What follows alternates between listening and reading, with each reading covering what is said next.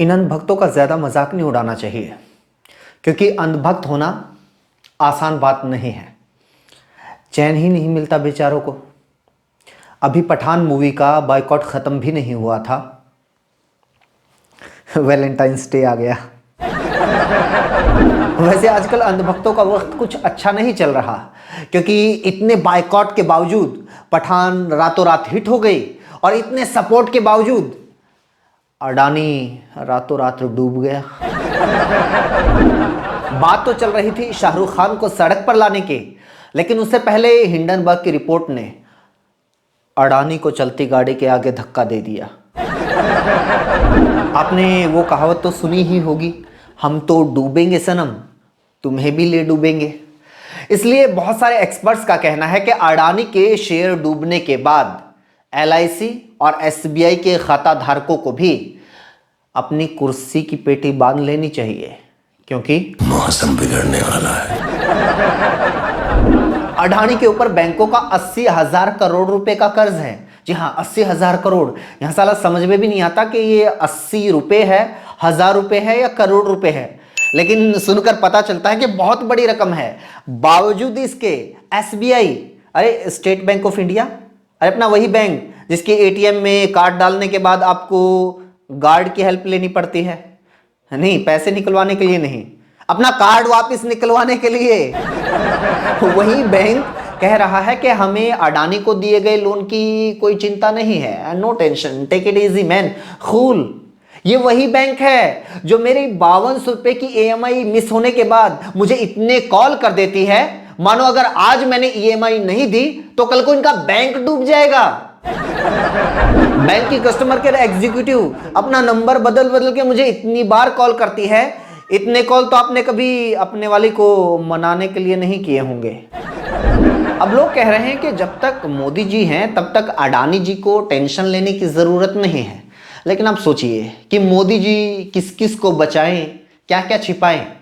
जब वो BBC की डॉक्यूमेंट्री को बैन करके गुजरात के राज छिपाने की कोशिश कर रहे थे, उसी दौरान हिंडनबर्ग ने अडानी के राज पब्लिक कर दिए।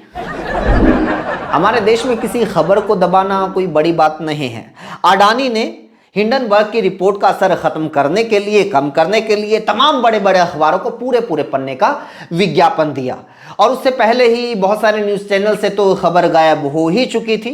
जो मीडिया वाले अडानी के दूसरे तीसरे नंबर का दुनिया में सबसे ज्यादा अमीर बनने को उनकी मेहनत का नतीजा बता रहे थे, चीख रहे थे, चिल्ला रहे थे, उन्होंने अडानी के 7वें नंबर पर खिसकने की खबर को इस तरह से गायब कर दिया जैसे मोदी जी ने इंटरनेट से BBC की डॉक्यूमेंट्री को गायब कर दिया।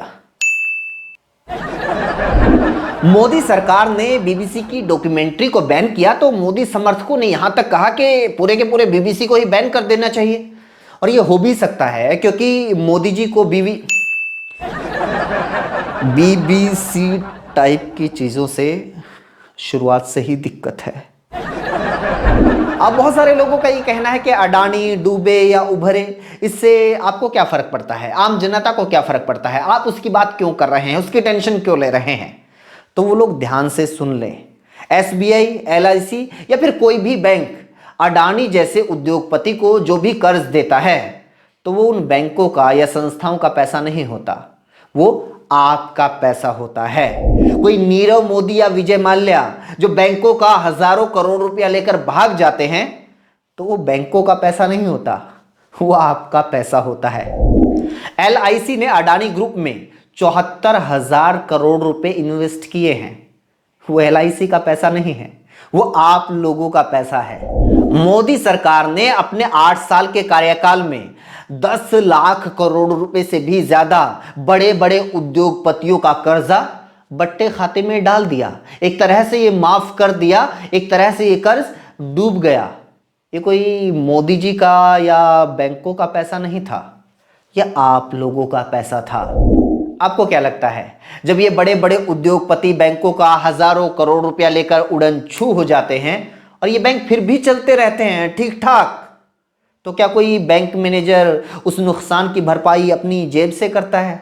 नहीं, उसकी वसूली आप लोगों से होती है, क्योंकि वो आपका पैसा है। याद कीजिए, एक टाइम पर बैंक सर्विसेज इस्तेमाल करने, बैंक खाता खुलवाने, यहां तक कि एटीएम यूज करने के आपके ऊपर कोई चार्जेस नहीं लगते थे। लेकिन आज की तारीख में अपने ही बैंक से अपने ही पैसे निकलवाने के इतने पैसे लगेंगे, जमा करवाओगे तो इतने पैसे कटेंगे, एटीएम 5 बार यूज किया तो इतना लगेगा, 10 बार यूज किया तो इतना लगेगा, अपना एटीएम उस बैंक में डाला तो इतने कटेंगे, इसमें डाला तो उतने कटेंगे।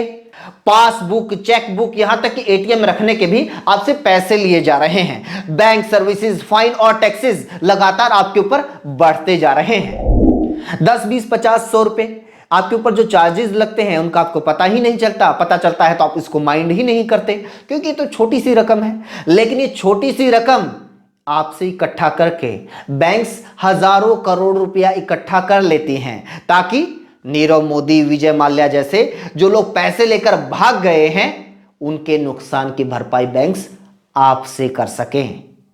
इसीलिए अडानी के साथ, अंबानी के साथ, माल्या या मोदी के साथ जो कुछ हो रहा है उसके ऊपर नजर रखिए, उसके बारे में बात कीजिए, क्योंकि आखिरकार उनकी भरपाई आप ही लोगों से होती है।